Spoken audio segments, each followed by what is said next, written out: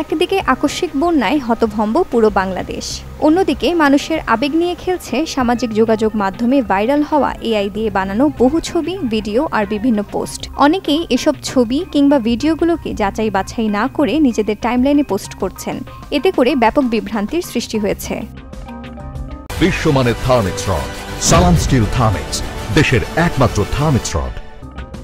প্রথমেই ভাইরাল হয়েছে বন্যার পানিতে ডুবন্ত এক শিশুর করুণ ছবি। ছবিটির সর্বপ্রথম পোস্টকারীর নাম না জানা গেলেও এটি এআই দিয়ে বানানো ছবি হিসেবে চিহ্নিত করেছে রিউমার স্ক্যানার বাংলাদেশ।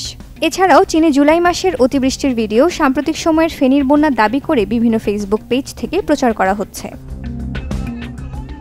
বন্যায় গবাদি পশু ভেসে যাওয়ার একটি ভিডিও ভাইরাল হয়েছে সামাজিক যোগাযোগ মাধ্যমগুলোতে।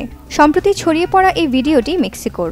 2020 সালে হারিকেন আঘাত হানার পর উপচে পড়া জাকুয়ালপান নদীর পানিতে গবাদি পশুগুলো ভেসে যায়। কেউ বা নিজেদের ভেরিফাইড ফেসবুক আইডি থেকে পাকিস্তানের করাচিতে অবস্থিত কালারি হ্রদের দৃশ্য দেখিয়ে বিভ্রান্তির সৃষ্টি করেছেন। আবার অনেকে ভারতের ত্রিপুরার বন্যা কবলিত অঞ্চলগুলোর হৃদয় বিদারক ছবিগুলোর ক্যাপশনে ফেনীর আজকের চিত্র লিখে ভুয়া তথ্য ছড়াচ্ছেন। অপরদিকে 2011 সালে ভারতের উড়িষ্যা রাজ্যে ঘটে যাওয়া বন্যার এক ছবি নতুন করে সামাজিক যোগাযোগ মাধ্যমে ঝড় তুলেছে। এছাড়াও অন্ধ্রপ্রদেশের একটি বাঁধের ভিডিও ত্রিপুরার ডুম্বুর বলে চালিয়ে দিচ্ছেন অনেকেই।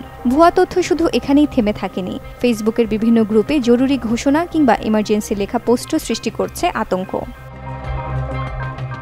তবে নেটিজেনদের অনেকেই বলছে এসব ভুল তথ্য মানুষকে প্রভাবিত করছে বিভিন্নভাবে, তাই এসব ভুয়া তথ্যগুলোর বিরুদ্ধে কথা বলছে তারা। এমনকি এসব বিভ্রান্তিকর ছবি এবং ভিডিও পোস্ট করা কিংবা শেয়ার করা থেকে বিরত থাকতে বলেছে। সুমাইয়া খুশবু, চ্যানেল 24।